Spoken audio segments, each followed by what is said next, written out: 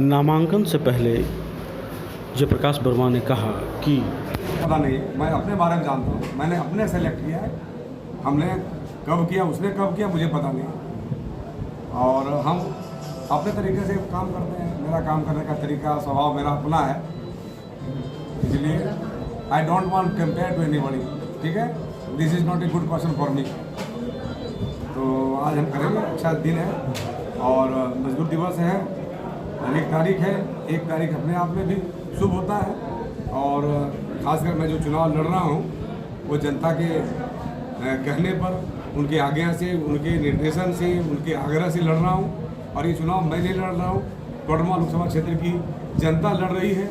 और कोडरमा लोकसभा क्षेत्र की जनता को एक अच्छा नेता चाहिए, एक भाई चाहिए, एक मित्र चाहिए, एक साथी चाहिए जो उनके हर सुख दुख में साथी बने, उनके सामने आने वाली जो विकास की समस्याएं, उन समस्याओं को देखे, उनके रोज़मर्रा की जो समस्याएं हैं, चारों तरफ जो भ्रष्टाचार का आलम है, तमाम पदाधिकारी भ्रष्ट तंत्र का हिस्सा हैं, कहीं जनता की बात सुनी नहीं जाती है और कोई भी निर्वाचित जनप्रतिनिधि भी इन चीज़ों को ध्यान नहीं देते हैं, इनसे मुख मोड़ लेते हैं, वो भी भ्रष्ट तंत्र में लिप्त होते हैं।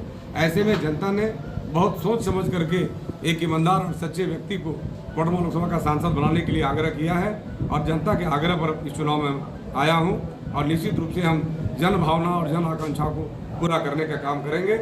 हमारे सामने बेरोजगारी की समस्या बड़े पैमाने पर है, हमारे सामने भ्रष्टाचार की समस्या बड़े पैमाने पर है। तो इन चीज़ों को निपटने के लिए हमारा प्रयास होगा कि हम कोडरमा लोकसभा क्षेत्र के अंदर कैसे औद्योगिक विकास कर सकें, कैसे यहाँ पर कृषि कार्यों में प्रगति हो, उन्नति हो, वो विकास कर सकें, कैसे यहाँ के तमाम सरकारी तंत्र को हम ठीक से कर सकें। हॉस्पिटल है, विद्यालय है, तमाम प्रकार के प्रखंड कार्यालय हैं, जो भी सिस्टम है उन तमाम सिस्टम में जो आज जंग लगा हुआ है उसको ठीक करने की मेरी प्राथमिकता होगी और यहाँ के लोगों की समस्या को लोकसभा में उठाना और समाधान का रास्ता यहाँ पर लेकर के आना, ये हमारा मुख्य उद्देश्य है। किसानों की स्थिति दयनीय है यहाँ इस क्षेत्र में और पलायन सबसे बड़ी समस्या है, उसको लेकर के क्या करें? यहाँ पर तो सही बात है, किसानों के बारे में सोचा जाना चाहिए था और निश्चित रूप से यह क्षेत्र कृषि क्षेत्र है। इसलिए मैंने पहले भी कहा, आपके प्रश्न करने से पहले भी कहा कि हम कृषि कार्य को कैसे बढ़ावा देंगे, कैसे यहाँ पर पानी की व्यवस्था हो, खाद्य बीज की व्यवस्था हो, आधुनिक तकनीकी से खेती कार्य यहाँ पर लोग प्रारंभ हो, खेती करें ताकि कम पानी में और मिट्टी के उर्वरा क्षमता को देखते हुए उपयुक्त खेती किया जा सके।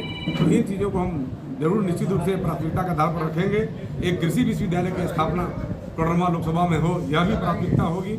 और अगर हम खेती के कार्य को उन्नत करते हैं, बढ़ावा देते हैं, तो निश्चित रूप से जो पलायन बड़ा एक समस्या है, हमारे लोग बाहर जा कर के रोज़गार की तलाश करते हैं, उनका रोज़गार का बाहर जाके तलाश करना समाप्त होगा और घर में रह कर के बेहतर जीवन जी सकेंगे। यहाँ पर आप जानते हैं कि फार्मिंग इज ए इंडस्ट्री और इस इंडस्ट्री में लोग भी अच्छा कर सकते हैं। तो हम फार्मिंग को इंडस्ट्री के रूप में भी यहाँ पर विकसित करना चाहते हैं और वैसा हम प्रयास करेंगे ताकि यहाँ के लोग अपने घर में रहें और खुशहाल रहें।